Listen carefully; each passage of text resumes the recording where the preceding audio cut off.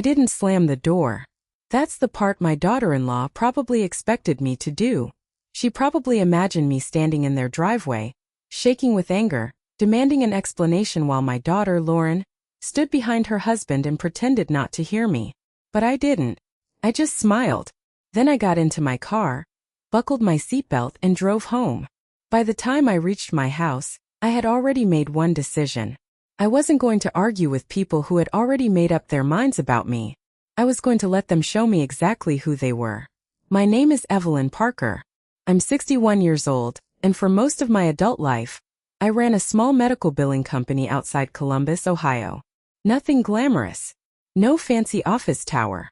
Just 12 employees, a leased office, stacks of paperwork, and a phone that somehow never stopped ringing. I built that company from scratch after my husband died. And when I finally sold it 3 years ago, I walked away with enough money to live comfortably for the rest of my life. My daughter Lauren knew that. Her husband Mark definitely knew that. And for a while I thought that knowledge didn't matter. Turns out I was wrong. Lauren was my only child. I raised her alone after her father passed when she was 16. So when she met Mark at 32 and told me, "Mom, I think this is it," I believed her. I wanted her to have what I didn't. A husband, a home, a family that stayed. Mark was polite when we first met. Very polite. Almost too polite. He called me Mrs. Parker for the first 6 months. I kept telling him, "You can call me Evelyn." He'd smile and say, "Of course." Then he'd do it again. "Mrs. Parker, Mrs. Parker, Mrs. Parker." I didn't think much of it. People have quirks. But after they got married, little things started happening. Lauren stopped calling on Sundays. Then she stopped dropping by after work. Then every invitation somehow became an invitation for Mark's family too. Thanksgiving at his parents' house. Christmas brunch with his sister. Weekend trips with his cousins. And when I asked Lauren if she wanted to have dinner with me, she'd sigh and say, "Mom, we're just really busy." Busy. Funny word. Can mean 1,000 things. Sometimes it means someone genuinely doesn't have time. And sometimes it means they've decided you aren't worth making time for. I didn't say anything.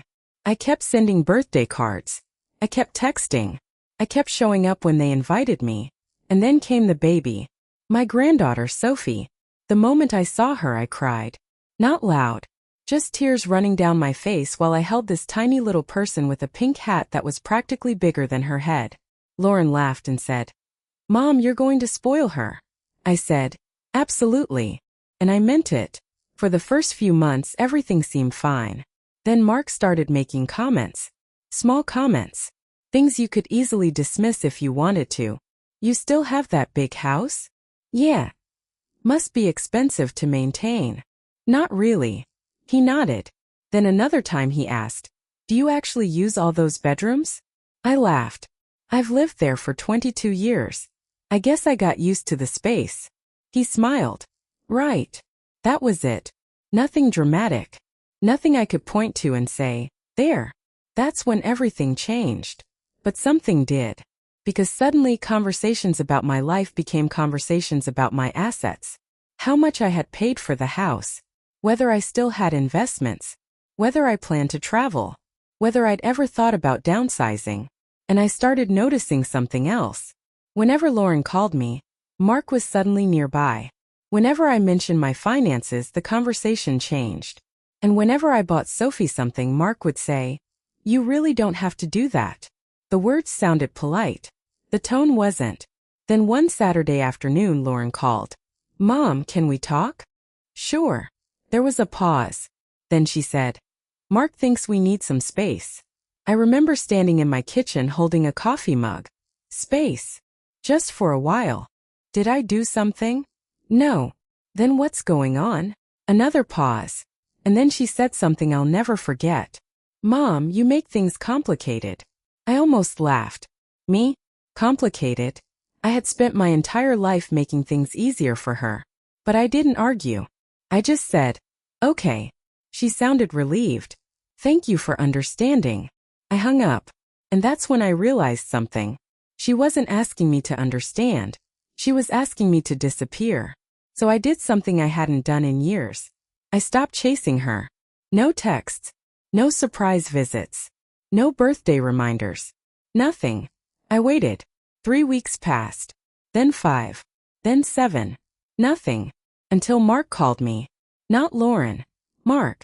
He sounded unusually friendly. Hey Evelyn. How are you? I almost smiled at the phone. I've been better. He laughed awkwardly. Yeah, about that.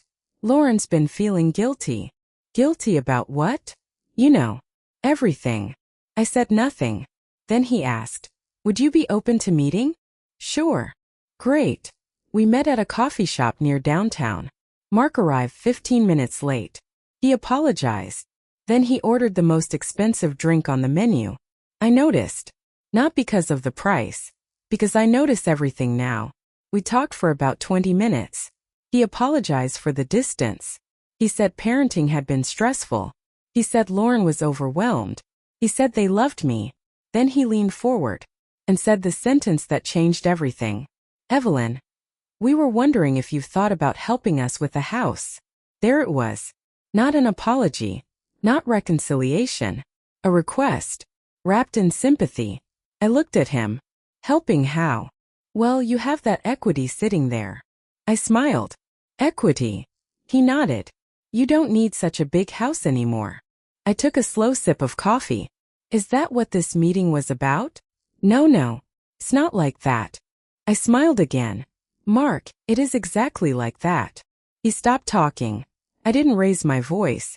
I didn't insult him. I didn't even tell him what I was thinking. I simply said, I'll think about it. He looked relieved. And that was his mistake. Because he thought I'll think about it meant yes was coming. It didn't. That night I called someone I hadn't spoken to in almost a year. My financial advisor, Susan. I told her everything. Not emotionally. Just facts. The missed calls. The distance. The sudden friendliness. The conversation about my house. Susan listened. Then she said, Evelyn, what do you actually want? I thought about it. I want my daughter to be okay. And what do you want for yourself? That question hit differently. As I honestly didn't know. I'd spent so many years thinking about Lauren that I'd forgotten I was allowed to think about me. So I said, I want peace. Susan smiled. Then let's build around that. Over the next month I made changes. Not dramatic ones. Quiet ones. I updated my financial documents. I reviewed my insurance. I separated several accounts. I changed the beneficiaries where necessary. And I made one decision that nobody in my family knew about. I created an education fund for Sophie. Not Lauren. Not Mark. Sophie. Money that would be protected until she was old enough to use it herself. I also made arrangements for my house. I wasn't giving it to anyone. I wasn't selling it. I simply made sure that when the time came, nobody could pressure me into changing my plans. And then I waited. 2 months later, Lauren called. Mom. Hi, sweetheart. I've been thinking. That phrase used to make me nervous. Now it made me curious. About what? About us. I said nothing. She continued. I miss you. I looked out the kitchen window. I miss you too. Can I come over? Of course. She came that Sunday. Alone. No Mark. No baby. Just Lauren. She sat at my kitchen table and cried. She said she had been overwhelmed. She said Mark had been pressuring her. She said she didn't know how to tell him no. And then she said something that broke my heart. Mom, he keeps telling me that you're going to leave everything to me anyway. So why does it matter if you help us now? I stared at her. There it was. The plan. He wasn't asking for help. He was asking for an advance on something he believed he was already entitled to. I reached across the table and held her hand. Lauren, listen to me. She looked up. You are my daughter. I love you. But my money is not proof of that love. She started crying again. I continued. I will help Sophie. I will help you when I genuinely believe help is needed. But I will never allow money to become the reason you stay in my life. She nodded. Then she whispered. I'm sorry. I believed her. At least that day I did. But the story wasn't over. Because Mark found out. 3 days later he called me. No greeting. No small talk. Did you change your estate documents? I sat back in my chair. Why?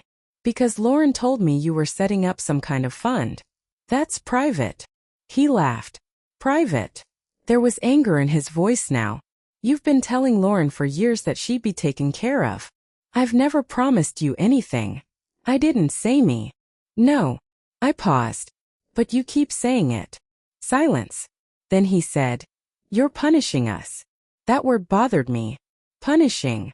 Yes. I looked around my quiet living room. Nobody was being punished. I was simply no longer volunteering to be used. So I said, Mark, I'm not punishing anyone. Then what are you doing? I'm making decisions about my own life. He hung up. Just like that. A week later, Lauren came over again. This time she brought Sophie.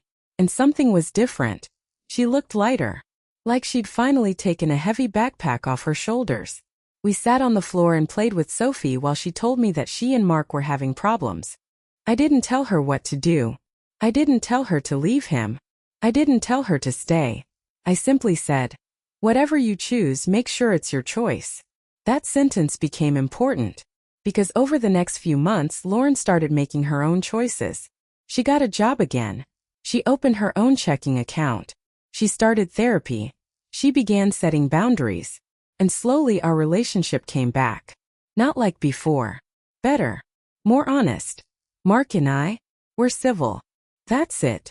I don't need him to like me. I don't need his approval.